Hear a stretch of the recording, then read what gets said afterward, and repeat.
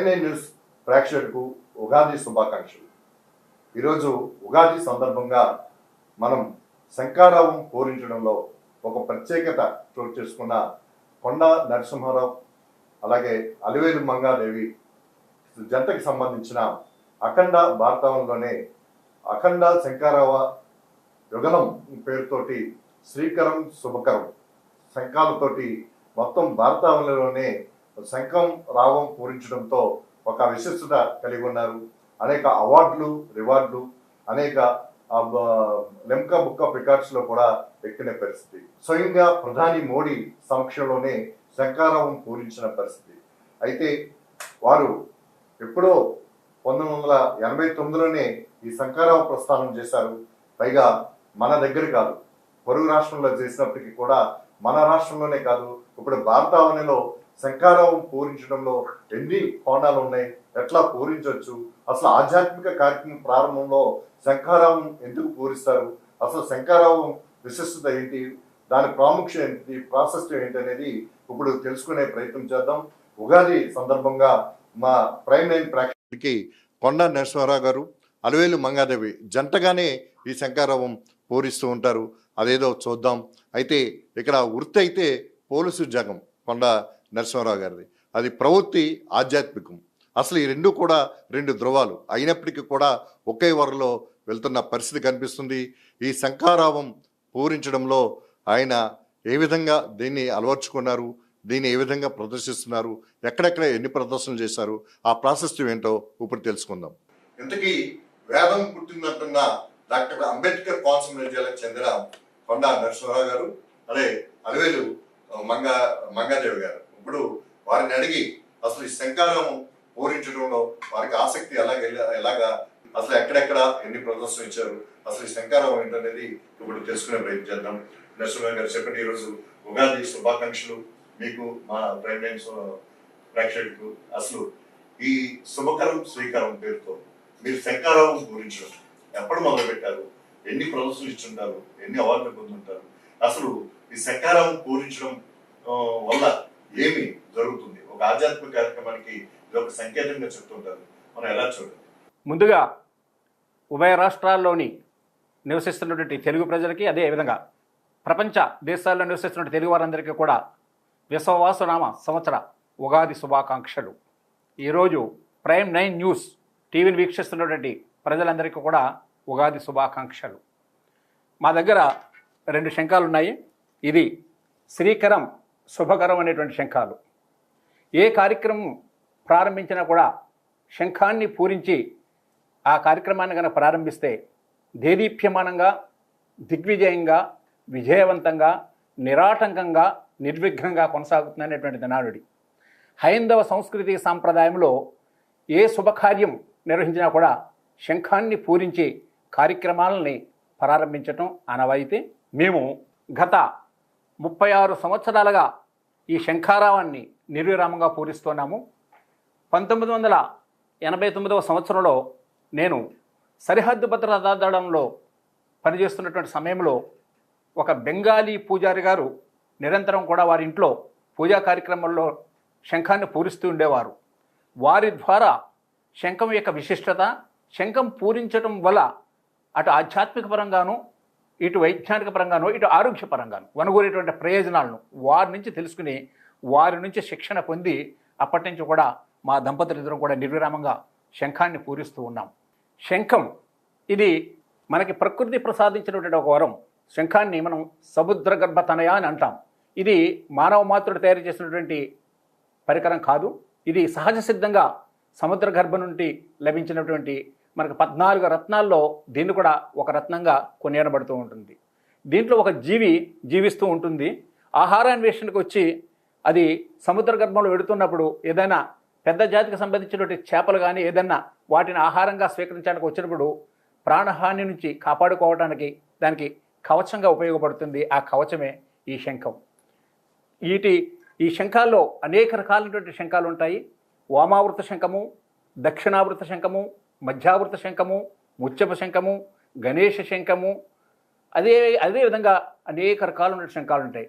బొటన వేలు పరిమాణం నుంచి పెద్ద గుమ్మడికాయంత శంఖం వరకు కూడా శంఖాలు ఉంటూ ఉంటాయి. మనం ఈ శంఖాలని పరీక్షించి తీసుకొని వచ్చి మనం దాన్ని పూరణకి, దీన్ని ఏదైతే మేము ఈరోజు పూరణకి ఉపయోగిస్తూ ఉన్నామో అది వామావృత శంఖము, దీన్నే ఉత్తరావృత శంఖం అని కూడా అంటాము. అదేవిధంగా ఇది ఈ శంఖాన్ని మీరు చూడవచ్చు, దీన్ని దక్షిణావృత శంఖము అని అంటారు. ఇది వామావృత శంఖము, ఇది దక్షిణావృత శంఖము. అంటే దీనికి మీరు తేడాను కనుక గమనించినట్లయితే, ఈ శంఖానికి మీరు తేడాను గమనించినట్లయితే దీనికి హోల్ ఉంటుంది, మనం పూరణకి అనుగుణంగా దీనికి ఒక రంధ్రం ఉంటుంది. ఈ దక్షిణావృత శంఖానికి రంధ్రం ఉండదు. అదేవిధంగా దీని ఆవృతం కూడా ఇది ఉత్తరానికి ఉంటుంది, ఇది దక్షిణానికి తిరిగి ఉంటుంది. దీన్ని మనం గమనించుకుని దీన్ని పూజించటానికి, ఈ వామావృత శంఖాన్ని పూజించడానికి ఉపయోగిస్తాం.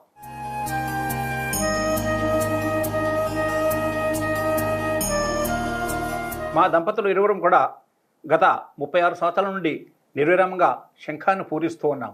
ఈ ప్రపంచంలో అనేక మంది ఆధ్యాత్మికవేత్తలు, ఋషిపుంగవులు, సాధులు, సంతులు, పూజారులు చాలామంది దేవాలయాల్లో శంఖాన్ని పూరిస్తూనే ఉంటారు. కానీ మేము పూరించేటువంటి శంఖానికి ఇంత ప్రత్యేకత ఎలాగొచ్చింది అంటే, మేము ఎక్కడా కూడా ఖండితం లేకుండా నిరాటంకంగా, అంటే శబ్దంలో ఎక్కడా కూడా ఒక సెకండ్ కూడా విరామం లేకుండా సుమారు 20 నిమిషముల పాటు ఓంకార ప్రణవనాదాన్ని మరియు రకరకాలైనటువంటి ఆధ్యాత్మిక ధ్వనుల్ని పలికిస్తూ ఏకధాటిగా శంఖారావం చేయటం మా దంపతుల యొక్క ప్రత్యేకత.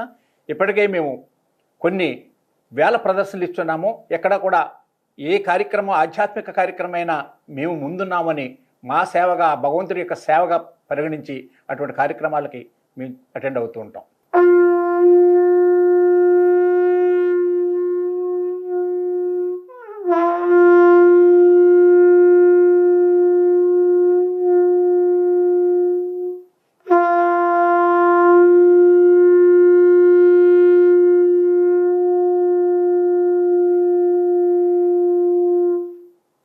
అదేవిధంగా పరమేశ్వరుడికి అత్యంత ప్రీతిపాత్రమైనటువంటి నాద నీరాజనంలో శంఖారావం, అది ఏ విధంగా అయితే ఓంకార ధ్వని వచ్చిందో దీని ద్వారానే మనం డమరక నాదాన్ని కూడా పలికించవచ్చు. ఒకసారి మీకు ఈ డమరక నాదాన్ని కూడా పలికి వినిపిస్తా.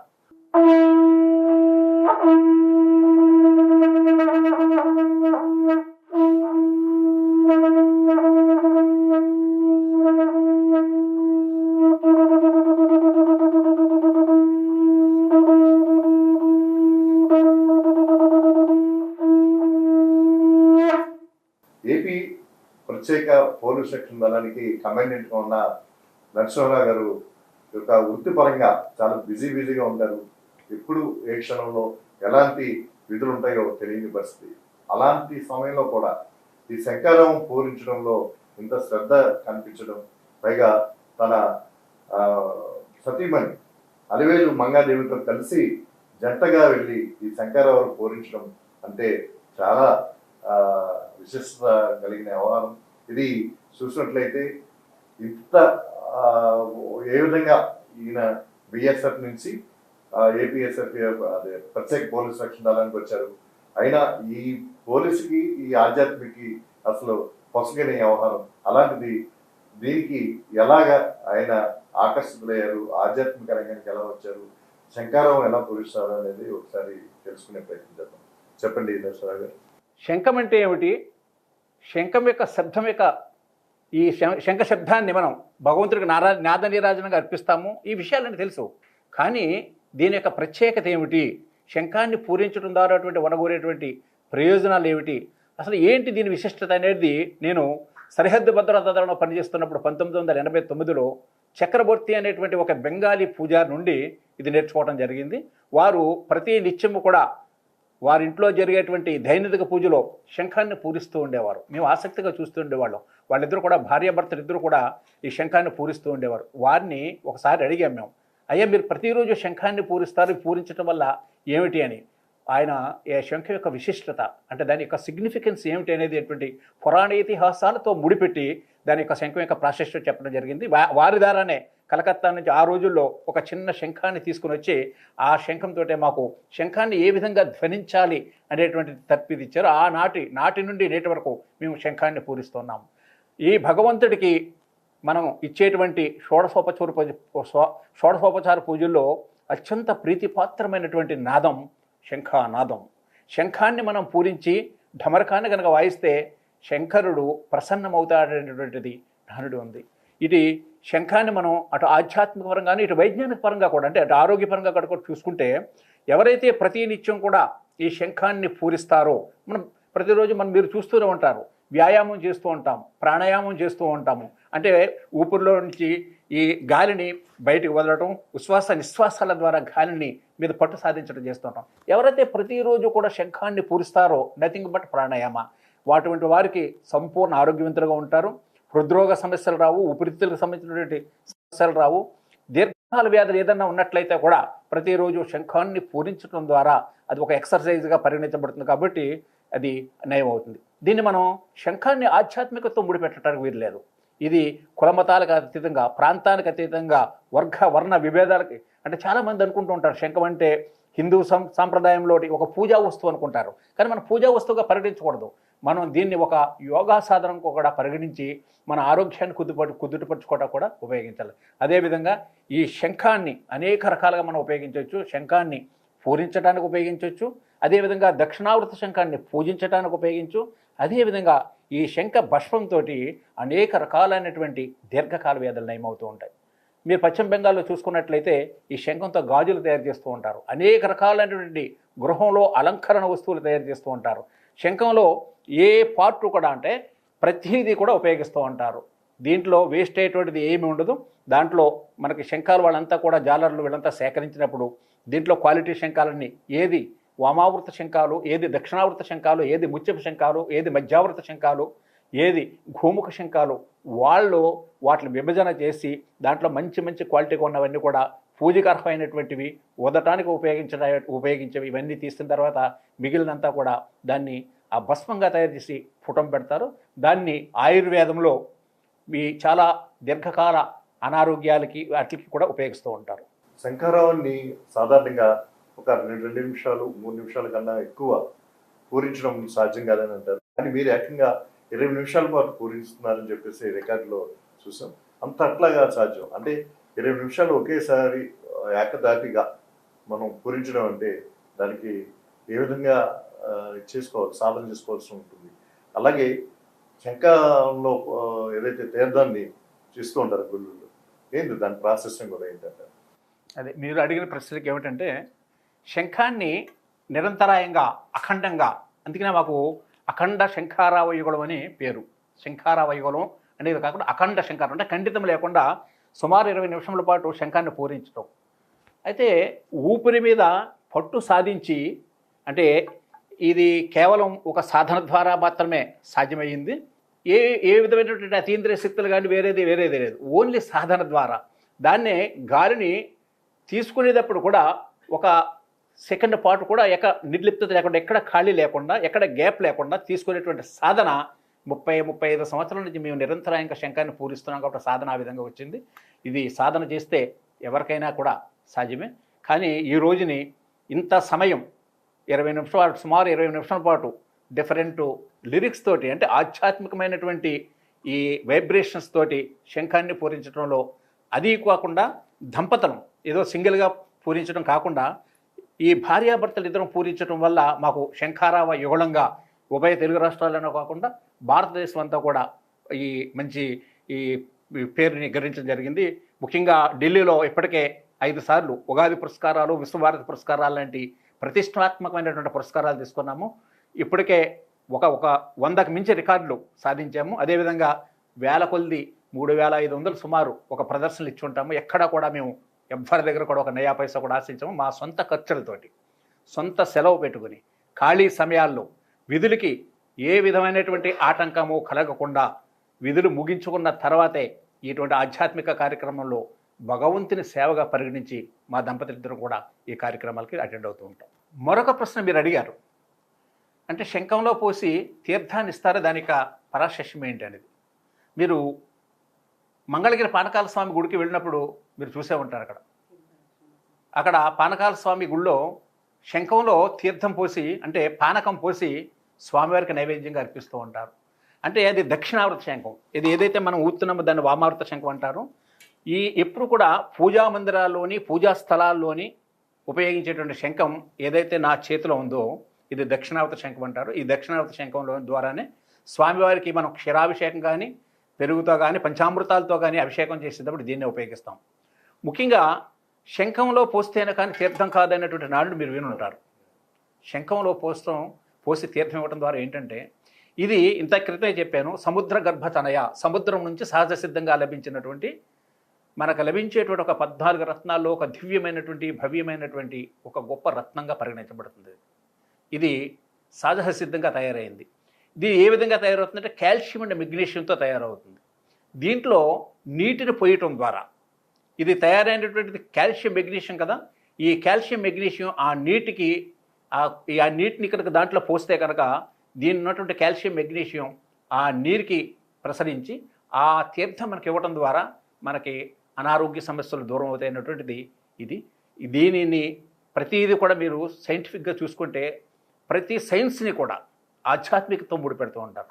అంటే మనం ఉదాహరణకు చూడండి, తులసి వృక్షాన్ని ఇంట్లో పెంచుకుంటూ ఉంటాం. తులసి మొక్కను పెంచుకోవడానికి కారణం ఏంటంటే తులసి సర్వరోగ నివారిణి. ఎవరైనా మీరు 4 తులసి మొక్కలు పెంచుకోండి సర్వరోగ నివారణ అంటే మనం మనుషులు ఏంటంటే మనకు ఒంట్లో బాగోకపోతే ఒక పారాసిటమాల్ తెచ్చి ట్యాబ్లెట్ వేసుకుందాం, తులసిని ఎవరు పెంచుకుంటారంటారు. అదే తులసి సాక్షాత్తు లక్ష్మీ స్వరూపము, లక్ష్మీదేవి. తులసిని ఎవరైతే పూజిస్తూ ఉంటారో సిరి సంపదలకు నెలవు అటువంటి ఇల్లు అని ఎవరన్నా కనుక చెప్తే 1కి 10 మొక్కలు పాతుకుంటూ ఉంటారు. అది ఈ మనిషిలో ఉన్నటువంటిది. కాబట్టి ప్రతిదీ కూడా పూర్వీకులు ఏం చేస్తారంటే ప్రతి విషయాన్ని కూడా ఆధ్యాత్మికతని అంటే అటు సైన్స్ని ఇటు ఆధ్యాత్మికతో ముడిపెట్టి మానవుడికి అనుసంధానం చేయడం ద్వారా మానవులంతా కూడా దీన్ని ఇప్పటికీ అనుసరిస్తూ ఉన్నారు. హైందవ సంస్కృతి సంప్రదాయంలో ప్రతి గుళ్ళు కూడా చాలా దేవాలయాల్లో మనం చూసుకుంటే శంఖం ద్వారా తీర్థమిస్తూ ఉంటారు. ఆ తీర్థం ఇచ్చేటప్పుడు కూడా మీరు గమనించవచ్చు, దాంట్లో ఒక తులసి దళాన్ని కూడా వేస్తూ ఉంటారు. అంటే దీని శంఖంలో నీళ్లు పోయటం ద్వారా దీనికి ఉన్నటువంటి కాల్షియం మెగ్నీషియం దానికి నీళ్ళకి రావటం ఒకటి, రెండోది తులసి అయ్యేటువంటి ఆ నీటిని మనం ప్రసాదంగా తీర్థంగా స్వీకరిస్తే మనకు లోపల ఉన్నటువంటి అనారోగ్య సమస్యలు దూరం అవుతాయనేటువంటిది దీని వెనకాల ఉన్నటువంటి రహస్యం. మీరు ఈ శంఖాన్ని నిశ్చితంగా పరిశీలించండి, భారతదేశ చిత్రపటాన్ని పోలి ఉంటుంది. దీని ఆకృతి కనుక మనం చూస్తే భారతదేశ చిత్రపటాన్ని పోలి ఉంటుంది ఈ శంఖం. ప్రభుత్వ చిహ్నం రైట్. ఇప్పుడు ట్రావెన్కోర్ దేవస్థానం కేరళలో కనుక తీసుకుంటే ఈ శంఖాన్ని వాళ్ళు ఈ ప్రభుత్వ చిహ్నంగా కూడా ఉపయోగిస్తూ ఉంటారు. దాంట్లో ఇప్పుడు మీరు చెప్పిన విషయాలను గమనించినట్లయితే శంఖారావం పూరించడం వల్ల ఎన్ని ప్రయోజనాలు ఉన్నాయో కూడా చెప్పారు. ఒకవైపు ఆధ్యాత్మం కావచ్చు, మరోవైపు ఆరోగ్యం కావచ్చు. ఇదొక రేపటి తరానికి మీరు రాను ఈ ఆధ్యాత్మిక చింతన తగ్గుతున్న నేపథ్యంలో అంటే ఇలాంటి జానపద కళ లాంటిది ఇది శంఖారావం పూరించడం అనేది ఒక జానపద కళ అని పూర్వం నుంచి ఉన్న పరిస్థితి. దీన్ని పూరించడం కోసం ఇప్పుడు నేర్చుకునే వారికి, సాధన చేయాలనుకునే వారికి మీరు ఎలాంటి సూచనలు చేస్తారు?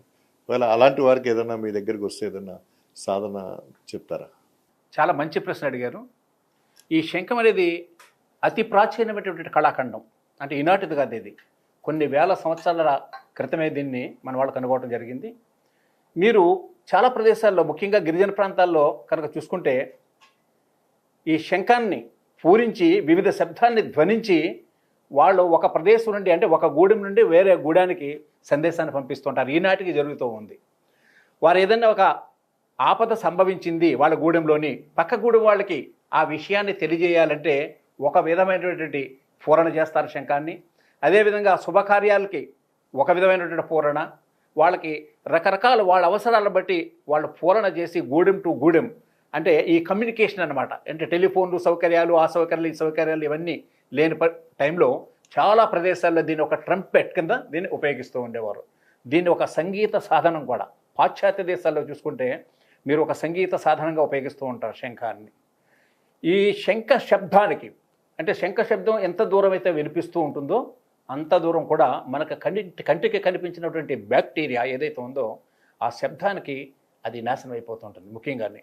కాబట్టి శంఖ శబ్దం అనేది చాలా వినసొంపుగా ఉంటుంది, చాలా శ్రావ్యంగా ఉంటుంది.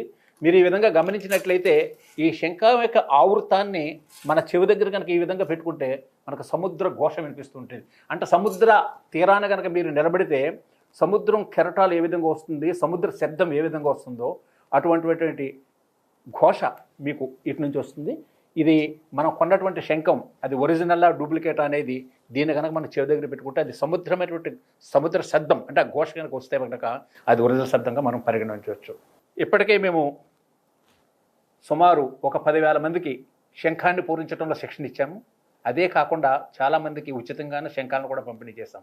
అంటే ఇది ఒక హాబీగా పెట్టుకున్నాం మేము. ఇది మాకు ఒక ఫ్యాషన్గా పెట్టుకున్నమాట. అంటే ఇటు భగవంతుడికి నాదనీరాజనం ద్వారా భగవంతుడికి సేవ చేయటం, ఈ శంఖాన్ని పూరించటం వల్ల వనగూరేటువంటి ప్రయోజనాలు అటు ఆధ్యాత్మిక పరంగాను ఇటు ఆరోగ్యపరంగాను ప్రతి ఒక్కరికి తెలిసి ఉండాలని మేము ఎక్కడికి వెళ్ళినా కానీ చాలామంది ఆసక్తి చూపిస్తూ ఉంటారు శంఖాన్ని ఏ విధంగా పూరించాలని. మీరు నిజంగా చెప్తే నమ్మరు, ప్రతి సంవత్సరం కూడా మేము తమిళనాడు వెళ్తూ ఉంటాం. తమిళనాడు వెళ్ళినప్పుడు అక్కడ కొన్ని వందల మందికి మేము నేర్పుతూ ఉంటాం. అక్కడ చాలామందికి అక్కడ విరివిగా మీకు కన్యాకుమారిలో శంఖాలు లభిస్తూ ఉంటాయి. అక్కడ వెళ్ళినప్పుడు కన్యాకుమారి కూడా వెళ్తూ ఉంటాం. మాతో చాలామంది వస్తుంటారు.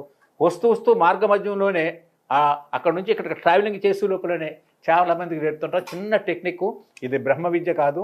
మనకి ముందు ఇది నేర్చుకోవాలన్నటువంటి ఆసక్తి ఉండాలి. మనకు కనుక ఆసక్తి కనుక ఉంటే ఇది నేర్చుకోవడం బ్రహ్మ విద్య కాదు, చాలా సులువుగా వస్తుంది. రెండోది చాలామంది అడుగుతూ ఉంటారు మనల్ని, శంఖం పూరించడం ద్వారా చాలా గట్టిగా మనం గాలిని వదలాలి, విపరీతమైన ప్రెషర్ని అంటే బాగా ఒత్తిడికి గురవుతుందని. ఏమీ లేదు, సింపుల్గా ఇలాగ గాలి ఏ విధంగా ఊతున్నా ఒకసారి మీరు గమనించండి. సింపుల్.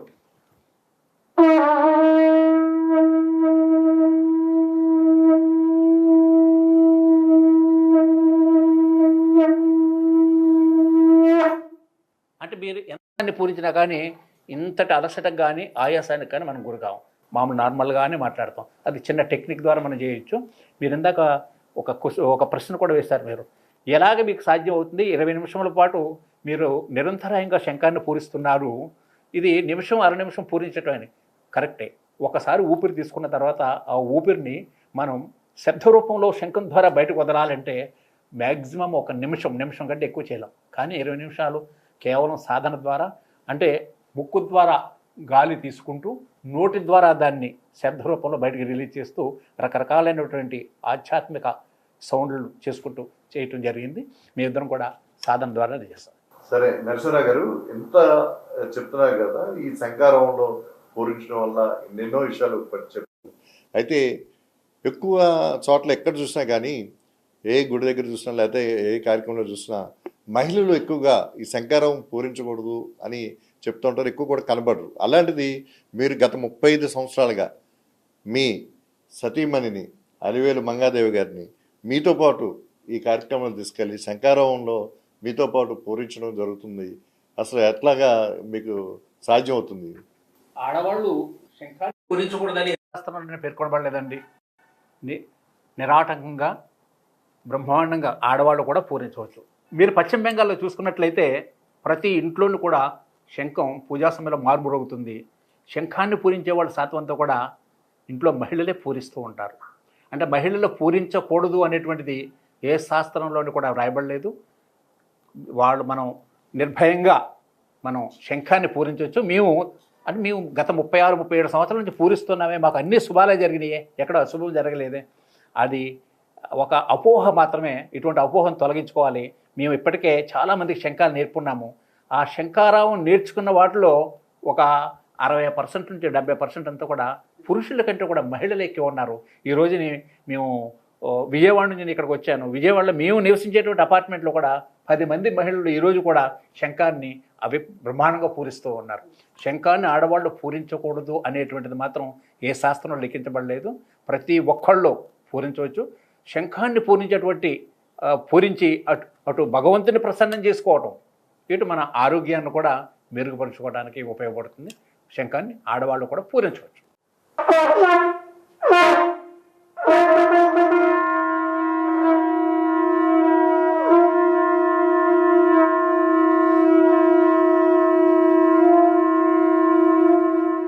అమ్మా, మీరు శంఖారావం పూరించడంలో అసలు మీకు ఎందుకు కలిగింది? అంటే నరసింహరావు గారిని చూసి కలిగిందా?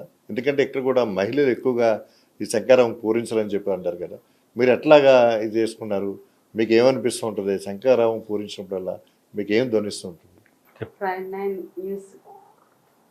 వీక్షకులందరికీ ఉగాది శుభాకాంక్షలు. ఆ, ఆడవారు పూరించకూడదు అని అంటారు కానీ అది నిజం కాదు. అది నేనే దానికి ఉదాహరణ. మాకు ఎదురుగా బెంగాలీస్ ఉండేవాళ్ళు వెస్ట్ బెంగాల్లో ఉన్నప్పుడు. ఆవిడ వారితో పాటు ఆవిడ కూడా పూజలో పూరిస్తూ ఉండేది. అప్పుడు నాకు నేను కూడా చేయాలి, దేవునికి నాద నీరాజనం అందించాలి అనే ఆశతోటి నేర్చుకోవడం జరిగింది. అలా అలా మా వారితో పాటు వారు ముందు నేర్చుకున్నారు, తర్వాత నేను వారితో పాటు చేయడం జరిగింది. ఇలా ఇంతవరకు ఇంత అఖండంగా వస్తుంది అని నాకు ఎప్పుడు ఊహించుకోలేదు. అలా అనుకోకుండా మా వారితో పాటు చేస్తూ అలా అలవాటు చేసుకోవడం జరిగింది. నాకు ఇంతవరకు 30 సంవత్సరాల పైనుంచి శంకరావం చేస్తున్నా కానీ ఇప్పటి వరకు నాకు ఎలాంటి ప్రాబ్లమ్స్ రాలేదు. ఇప్పటి వరకు నాకైతే ఆరోగ్యం చాలా బాగా ఉంది.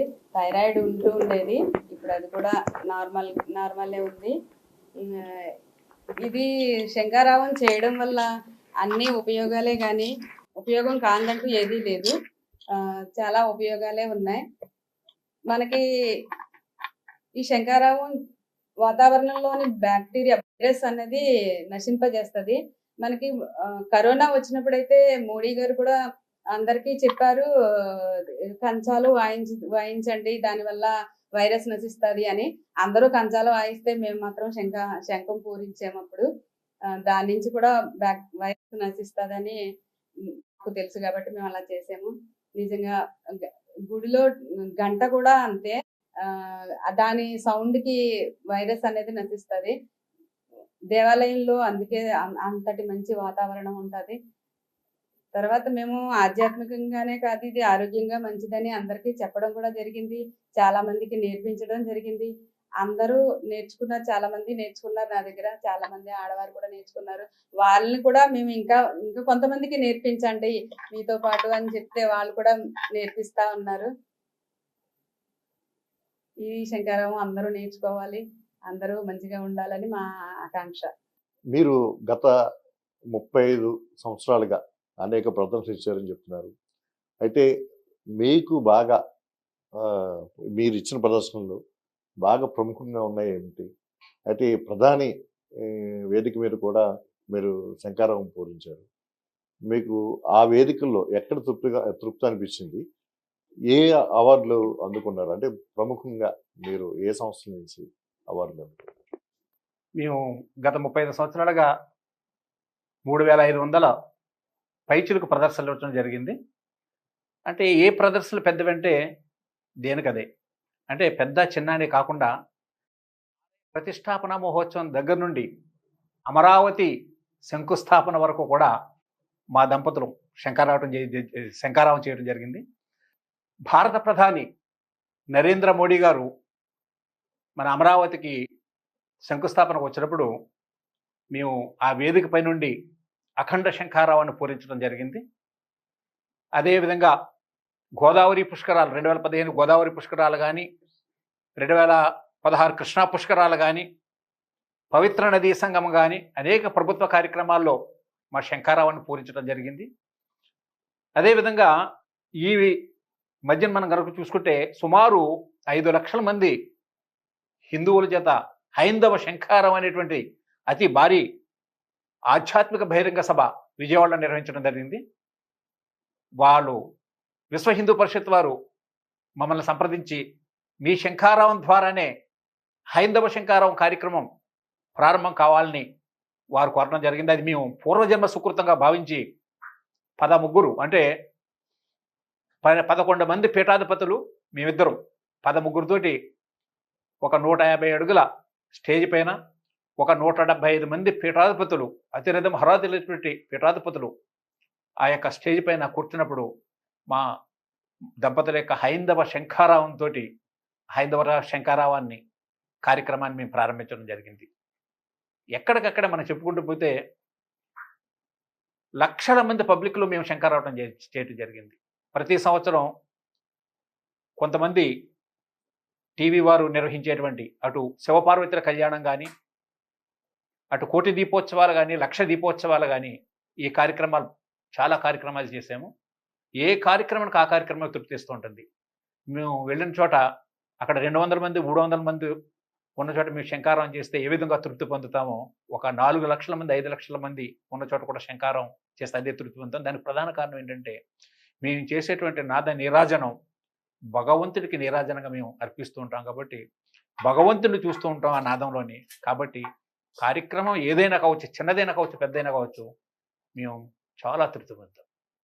రెండవది, మా యొక్క అసామాన్య ప్రతిభను గుర్తించి అనేక సంస్థలు వారు పిలిచి మాకు అవార్డులని రివార్డులని మీరు చూడొచ్చు. మాకు ఉన్నటువంటి ఈ స్వర్ణ ఘంటా కంకణం ఊర్వశి శారద గారు ఆమె చేతుల మీదుగా విజయవాడ తుమ్మలపల్లి కళాక్షేత్రంలో ఆమె తొడిగారు. ఇటువంటి సువర్ణ గంట కంకణాలు ఇప్పటికీ మా ఇద్దరికి కూడా 8 పర్యాయాలు 8 సంస్థలు ఇవ్వడం జరిగింది. అదేవిధంగా 100కు పైగా రికార్డులు ఈ నెల 23వ తేదీన Telugu book of icon record తీసుకోవడం జరిగింది. అదేవిధంగా రేపు ఎల్లుండి అంటే ఆదివారం 29వ తారీఖున ప్రైమ్ 9 న్యూస్ వారు ఆధ్వర్యంలో అంగరంగ వైభవంగా నిర్వహించబోయేటువంటి విశ్వగురు వరల్డ్ రికార్డును కూడా కాకినాడలో మేము అందుకోబోతున్నాం. రేపే ఆ కార్యక్రమం 29వ తారీఖు వెళ్ళి ఉగాదికి ముందు రోజే ఆ పురస్కారాన్ని మాకు సత్యవోలు రాంబాబు గారు వారి ఆధ్వర్యంలో ఈ కార్యక్రమం జరుగుతుంది. అది కూడా అందుకోవడం జరుగుతుంది. మాకు నెలకొచ్చి 2-3 పురస్కారాలు వస్తూ ఉంటాయి. అంటే మన ప్రతిభ ఎదుటివారు గుర్తించినప్పుడు పురస్కారాలను మనం ఎవరిని అడగక్కర్లేదు, అవే మనల్ని వెతుక్కుంటూ వస్తాయి. మేము ఈ రోజు వరకు కూడా ఎవరిని కూడా మాకు ఫలానా పురస్కారం కావాలని అనలేదు. మా ప్రతిభను చూసి మీకు కనుక పురస్కారం ఇస్తే మా సంస్థకి పేరు వస్తుంది, మీ దంపతులు మా వేదికపైకి వచ్చి ఒకసారి శంఖారావం చేస్తే ఆ వేదికకి నిండుతనాన్ని ఇస్తుంది, ఒకసారి మీరు ఆ ప్రదేశానికి రావాలి, శంఖాన్ని పూరించాలని అనేక సంస్థలు కోరుతుంటాయి. మేము మనస వాచ కర్మణ త్రికరణ శుద్ధిగా చాలా ఆనందంగా వెళ్ళి ఆ కార్యక్రమాల్లో పాల్గొంటూ ఉంటాము. కానీ ఏ సంస్థ దగ్గర కూడా ఎవరి దగ్గర కూడా ఒక నయా పైసా కూడా ఆశించాం. మా సొంత ఖర్చులతో వెళ్ళటం, సొంతంగా ఇవన్నీ చేస్తూ ఉంటాము. అది మాకు చాలా తృప్తినిచ్చింది. అంటే పరమేశ్వరుని దయ వల్ల మాకు బ్రతకడానికి ఇది ఏమీ లోటు లేదు కనుక మేము హ్యాపీగా జీవితాన్ని కొనసాగిస్తున్నాం కనుక అటువంటి వాటి మీద ఆశ లేదు. మీరు ఎంత పట్టు సాధించారు కదా సాధనలో, శంఖారావం సాధనలో ఈ నాదం శివుడికి నీరాజనం అప్పగించేలాగా వచ్చేసాను. ఇప్పుడు భగవంతుడికి అయితే ఇప్పుడు మీరు ఒక ఉన్నతమైన ఉద్యోగంలో ఉన్నారు, ఒక కమాండెంట్ ఉన్నారు, ఒక దళాన్ని నడిపిస్తున్నారు. రేపు పొద్దున్న మీరు ఇప్పుడు ఇంత ఇది ఉండగానే ఉత్తర దక్షిణాలుగా ఉన్న గుర్తుల్లో ఉండగానే మీరు ఇంత పట్టు సాధించారు కదా. రేపు మీరు పదవీ విరమణ చేస్తున్నారు. ఏ విధంగా ఈ నాదాన్ని ప్రజల్లోకి తీసుకెళ్ళడానికి ఏమన్నా ఒక ప్రత్యేక ప్రణాళికలు ఏమన్నాయి? ప్రస్తుతం ఉద్యోగంలో ఉన్నాం కనుక కొన్ని నియమ నిబంధనలు ఉంటాయి. కాబట్టి వాటికి లోబడే మేము ఈ కార్యక్రమాలకి చేసుకుంటూ ఉండాలి. అయినా ఉద్యోగ సమయం తర్వాత నాకు ఖాళీ టైంలో కానీ లేదా హాలిడేస్లో కానీ అంటే సెలవు దినాల్లో కానీ వెళ్ళటం కానీ లేదా సెలవు పెట్టుకుని వెళ్ళటం కానీ చేసి ఈ కార్యక్రమాలు నిర్వహిస్తూ ఉన్నాము. అయినప్పటికీ కూడా ముఖ్యమైనటువంటి అనేక కార్యక్రమాలని ఇంకా మిస్ అవుతూనే ఉన్నాం. ఇంకా నాకు ఒక 2 సంవత్సరాల వరకు సర్వీస్ ఉంది. పదవీ విరమణ చేసిన తర్వాత మీరన్నట్లు ఖచ్చితంగా అతి ప్రాచీనమైనటువంటి కళాఖండం శంఖారావ కళను దేశవ్యాప్తంగా విశ్వవ్యాప్తంగా దీన్ని మేము తీసుకుని పెడతాము. దీనికోసం ప్రత్యేకమైనటువంటి ఒక ఇన్స్టిట్యూట్ని పెట్టి ప్రతి ఒక్కరు కూడా ఆసక్తి గల ప్రతి ఒక్కరికి కూడా దీంట్లో ఉచితంగానే తర్ఫీదిస్తాము. ఈ శంఖారావు యొక్క ప్రాముఖ్యాన్ని, దీని యొక్క ప్రాశస్యాన్ని అటు ఆధ్యాత్మిక పరంగాను ఇటు ఆరోగ్యపరంగా వనగూరేటువంటి ప్రయోజనాలని ప్రతి ఒక్కరికి కూడా కూలంకుషంగా విశదీకరిస్తాము. మరి మీరు చెప్పినట్లు ఒకసారి పదవీ విరమణ చేసినట్లు అయితే ఖాళీ అవుతాం కనుక ఏ కార్యక్రమానికి వెళ్ళడానికి కూడా మనకి ఈ నియమ నిబంధనలు అడ్డు రావు కనుక ప్రతి కార్యక్రమానికి మేము వెళ్ళి అటెండ్ అవుతాము, చేస్తాము. కానీ ఇప్పుడున్నటువంటి కొన్ని నియమ నిబంధనలు ఉంటాయి కాబట్టి ఆ పరిధి మించి మేము ప్రభుత్వ ఉద్యోగిగా వెళ్ళటానికి ఉండదు. కాబట్టి అయినా ఈ శంఖారావ కళ అనేది ఈ 10 మందికి తెలియాలి, 10 మందికి విస్తరించాలి. ఇది అటు భగవంతుడికి నాద నీరాజనం కాదు, మనం ఆరోగ్యాన్ని కుదురుపరచుకోవడానికి. ముఖ్యంగా ఎవరైతే హృద్రోగ సమస్యలతోటి ఊపిరితిత్తుల వ్యాధులతో బాధపడుతున్నారో అటువంటి వ్యక్తులు ప్రతి ఒక్కళ్ళు కూడా ఉదయం ఒక 5 నిమిషాలు, సాయంత్రం ఒక 5 నిమిషాలు ఒక యోగా సాధనంగా దీన్ని పరిగణించి శంఖాన్ని పూరించడం కనుక నేర్చుకున్నట్లయితే చాలా ప్రయోజనాలు. మీకు ఈ యోగా దినోత్సవం రోజున కూడా విజయవాడలో అతి భారీ కార్యక్రమాన్ని నేను పెట్టడం జరిగింది. దాంట్లో యోగా కింద దీన్ని ఉపయోగించి దీని చేతే ఒక సుమారు 2-3 వేల మందికి యోగాని చేపించి ప్రాణాయామం దీని ద్వారా ఏ విధంగా చేయొచ్చు అనేది కూడా ఆ రోజుల్లో గత 10 సంవత్సరాల క్రితం అనుకుంటాను, 8-7 సంవత్సరాల క్రితం వాళ్ళకి నేర్పడం జరిగింది. అందుకనే ప్రతి ఒక్కరికి కూడా నేను చెప్తూ ఉంటాను, మీరు ఈ శంఖాన్ని ఆధ్యాత్మికతతో ముడిపెట్టవద్దు, శంఖాన్ని పూరించండి, మీరు ఆరోగ్యవంతంగా పరిపూర్ణ ఆరోగ్యవంతులుగా ఉండండి. మీరు భగవంతుడు పూజ చేసేవాళ్ళు అయితే పరమేశ్వరుడు కూడా నాదనీరాజనంగా ఉపయోగిస్తుంది.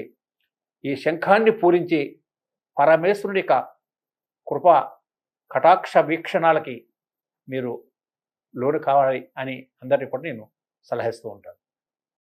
ఇది అఖండ శంకరవ యుగలం జంట ఇప్పటి వరకు కొండ నరసింహారావు గారు, అదే అలివేలు మంగాదేవి గారు మొత్తం ఈ శంకరవ నాదం పూరించడం ఇదొక భగవంతుడికి నీరాజనం అర్పించడం లాంటిది. అయితే కేవలం ఇది ఆధ్యాత్మిక చింతనే కాదు, ఆరోగ్యంగా ఉండాలన్నా కూడా శంకరం పూరించుకుంటే చాలా ఆరోగ్యం చాలా సంపూర్ణంగా ఉంటుందని కూడా వారు విజ్ఞప్తి చేస్తున్న పరిస్థితి. అయితే రానున్న రోజుల్లో తను ఉద్యోగంలో ఉన్నందువల్ల ఇప్పుడు కొన్ని నిబంధనలకు లోబడి ఈ శంకరం పూరించే కార్యక్రమాలకి ఆధ్యాత్మిక సభలకి వెళ్లాల్సి వస్తుంది.